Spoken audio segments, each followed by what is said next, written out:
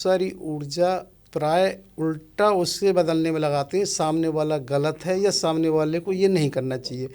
हमें ये सोचना कि हमें क्या करना है, क्योंकि हम दूसरे का कर्म नहीं कर सकते, अपना कर्म कर सकते हैं। मान लो सामने कहीं किसी मार्ग पर कोई जाम लगा है तो हम वापस हो जाएं, लेकिन अब हम इस पे सारी ऊर्जा खत्म करेंगे, ये जाम गलत लगा है उसको क्या हम नहीं कर सकते कुछ। अच्छा। उसी तरह से जीवन में कहीं भी कुछ आ रहा है आपके प्रतिकूल है, उसको एक ही चीज़ है कि हमें उस प्रतिकूलता में क्या करना है। अच्छा अच्छा। भाई उस प्रतिकूलता को मत देखिए, यानी आपको उसमें हमें बदलना है, बस अपने आप को बदल ले, फिर अपना प्रतिकूलता वो परिस्थिति बदल जाएगी। आपको ही बदलने। मैंने जैसे पहले भी कहा था कि जितनी बड़ी कठिन परीक्षा है, जितनी प्रतिकूलता है, उसे जीत के आप उतनी ही बड़ा एक वो हासिल करेंगे मंजिल। जी जी।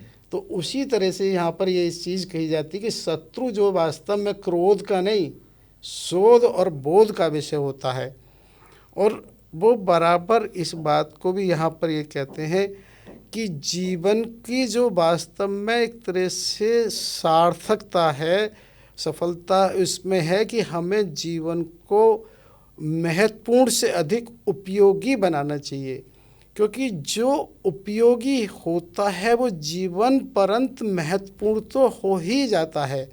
इसको ना हम इस तरह से बड़े आसानी से समझ सकते हैं, जैसे वर्तमान में नेट और मोबाइल है वो इतना उपयोगी हो गया कि महत्वपूर्ण तो वो हो ही गया। और होता क्या है कि हम उल्टा प्रयास करते हैं कि भाई हम महत्वपूर्ण कैसे हो जाएं। जी जी। महत्वपूर्ण होके उपयोगी होंगे जरूरी नहीं है, लेकिन उपयोगी होके हम महत्वपूर्ण हो ही जाएंगे। जब हम एक साधारण सी चीज़ देखते हैं, अभी हम जैसे आप भी मानेंगे किसी समय बिल्कुल मोबाइल नहीं थे, फ़ोन भी नहीं थे, कभी इतनी आसानी से लाइट व्यवस्था भी नहीं थी, लेकिन सब कुछ जीवन तो यानी चलता कि मतलब आपका सूत्र है कि पहले उपयोगी हो जाओ तो महत्वपूर्ण अपने आप हो जाओगे। बस। हम क्या चाह रहे हैं कि महत्वपूर्ण हो जाए, महत्वपूर्ण जबकि किसी के उपयोगी होते नहीं। जी तो यही मतलब सूत्र है रावण का लक्ष्मण को। जी, कि तो आप उपयोगी हो जाओगे तो जीवन पर्यंत महत्वपूर्ण तो बने ही रहोगे। वो वहाँ साथ में ये भी कहते हैं कि महादेव की उपासना भी दो तरह से की जाती है। एक कामना से उपासना करते हैं जिनको महादेव से चाहिए होता है, और एक भावना से उपासना करते हैं जिनको महादेव चाहिए होता है।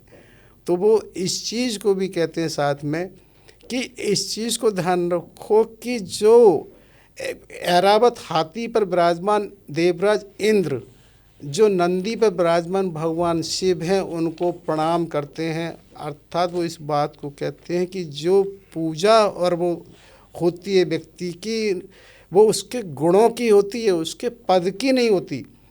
क्योंकि वास्तव में जो उसके गुण हैं वो महत्वपूर्ण हैं, पद नहीं।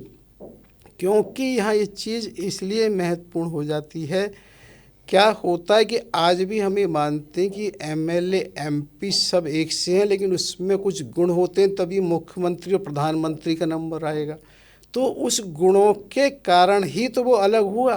तो उसी तरह से वो इस बात को कहते हैं कि जो पूजा होती है वो व्यक्ति के गुणों की होती है। यानी कि हमें पहले गुण पैदा करने हैं और उपयोगी होना है, फिर हमें महत्वपूर्ण होने से कोई नहीं रोक सकता। कोई नहीं रोक सकता। ये सारा ज्ञान तुम्हारे भाई श्री राम भी तुम्हें दे सकते थे, लेकिन उन्होंने तुम्हें मेरे पास भेजा। जानते हो क्यों?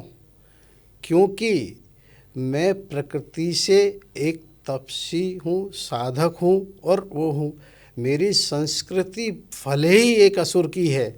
तो ये चीज़ इसलिए थोड़ा सा और हो जाती है, क्योंकि क्या होता है कि किसी जीवन की उसके कारण व्यक्ति को कहीं भी रहना करना पड़ सकता है, लेकिन जो उसके वास्तव में प्रकृति है, जहाँ वो जन्म हुआ है, उसके वो मूल लक्षण हैं, तो वो इस बात को विशेष रूप से कहते हैं, क्योंकि जो उसने पाया है अपनी तपस्या और साधक के बेस पे पाया है।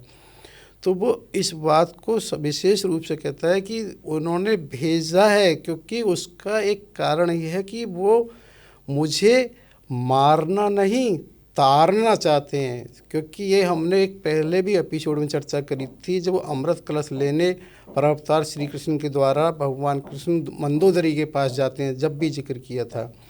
तो वो उन्हें मारना नहीं, तारना चाहते हैं। तो इसलिए जीवन के अंतिम क्षण की स्थिति में उन्होंने उपदेशात्मक कार्य उससे कराया, जिसका आशय ये है कि जीवन के अंतिम क्षण में जो मनोदशा है वो इस तरह की हो जाए कि उस वाली मनोदशा में प्रभु का स्मरण और चिंतन और मनन भी हो जाए, और वो उपदेशात्मक। तो वो इस बात को विशेष रूप से उससे कहते हैं।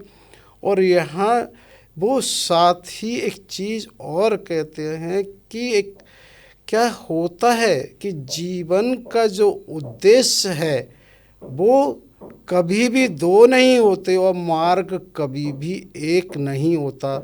ये बड़ा महत्वपूर्ण है, क्योंकि चीज़ है क्या कि आप एक बात देखिए कि किसी भी जीवन में किसी भी मार्ग को देखेंगे आप, तो वो वास्तव में सबके अलग अलग होंगे, लेकिन पहुंचना सबको एक ही मंजिल है। मतलब एक ही है। हर बिंदु को सिंधु में समाना होना और हर आत्मा को परमात्मा से ही मिलना है। आपने क्योंकि इसमें ये भी जोड़ा था कि रावण ने जानबूझकर विभीषण को लंका से निकाला था, क्योंकि उनको मोक्ष पाना था, और विभीषण के वहाँ रहते रहते वो संभव नहीं हो पाता।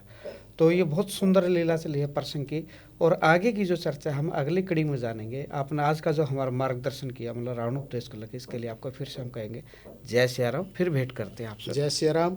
सभी दर्शकों में श्रोताओं का भी कोटि कोटि आभार, कोटि कोटि नमन। साथ ही होने वाली गलतियों के लिए क्षमा याचना। जय सिया राम।